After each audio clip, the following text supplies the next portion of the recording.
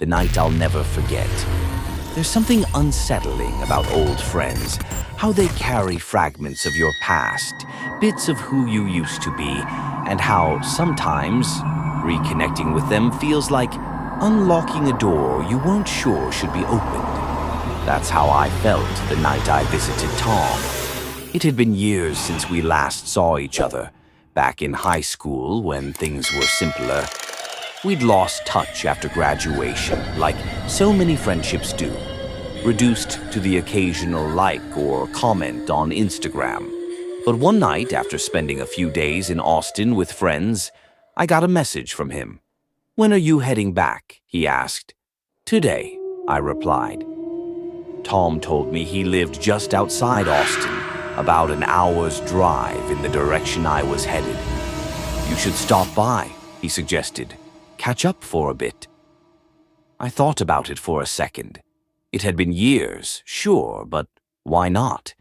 I set my GPS to his address and hit the road, feeling a strange mix of nostalgia and curiosity. When I finally arrived, the sun was dipping low, casting long shadows over his front yard. His house was old, the kind of house that seems to hold memories in its walls. The wooden porch creaked under my feet as I approached, and when Tom opened the door, I caught a whiff of something faint and earthy, like old wood and dust. "Man, it's been forever," he said, pulling me into a bear hug. His grin was wide, but there was something tired in his eyes, something I couldn't quite place. We settled in the living room, poured ourselves some whiskey, and started catching up. One drink turned into two, then three, and soon we were laughing like no time had passed at all. The hours slipped by, and by the time the clock struck midnight, we were both pretty drunk. "You've got a long drive," Tom said suddenly, his voice slurred but serious. "Why don't you crash here for the night?" I hesitated. Something about the house, the way the floor creaked, the way the shadows seemed to stretch longer than they should, made me uneasy. But he was right, I wasn't in any shape to drive. "Yeah, sure, I'll take the couch." "Nah," he said, waving me off. "I've got a spare room. It's nothing fancy, but it's better than the couch." I followed him down a short hallway to the guest room. It was small, with a bed, a closet, and not much else. The air felt stale, like the room hadn't been used in a long time. "Sleep tight," Tom said with a grin before disappearing down the hall. I collapsed onto the bed, too drunk and tired to care about the strange feeling creeping up my spine. Sometime in the middle of the night, I woke up. My mouth was dry, my head was pounding, and the room was pitch dark, except for a sliver of moonlight slipping through the blinds.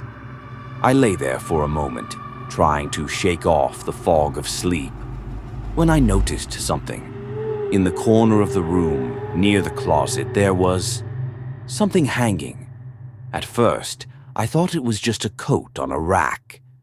But as my eyes adjusted to the darkness, I realized it didn't look quite right. The shape was too solid, too still. It had broad shoulders and hung low, almost like a person standing there, perfectly motionless. A chill ran down my spine. I didn't remember seeing that when I came in, but maybe I'd been too drunk to notice. I rolled over, telling myself it was just a coat, nothing more. But I couldn't shake the feeling that I was being watched. I peeked again. It was still there. I squeezed my eyes shut, took a deep breath, and forced myself to sleep. When I woke up again, it wasn't thirst or discomfort that pulled me from sleep.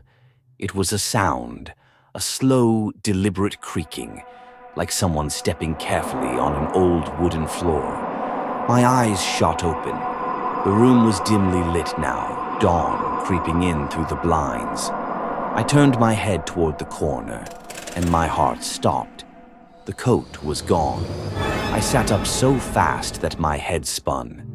My body buzzed with a sickening mix of fear and leftover alcohol. I scanned the room, my heart thudding against my ribs. There was nothing in the corner. The closet door was slightly ajar, but I threw off the covers and bolted down the hall to Tom's room. He blinked at me, confused. What coat? The one hanging on the closet door. It looked like a person. Tom frowned. Dude, I don't own a black coat, and I definitely don't have a coat rack in that room. I stared at him, waiting for him to laugh, to tell me it was some kind of prank. But he didn't. His face stayed serious. Come look, I said. With a sigh, he got up and followed me back to the guest room. I pointed to the spot where the coat had been. It was right there, I said, my voice sharing.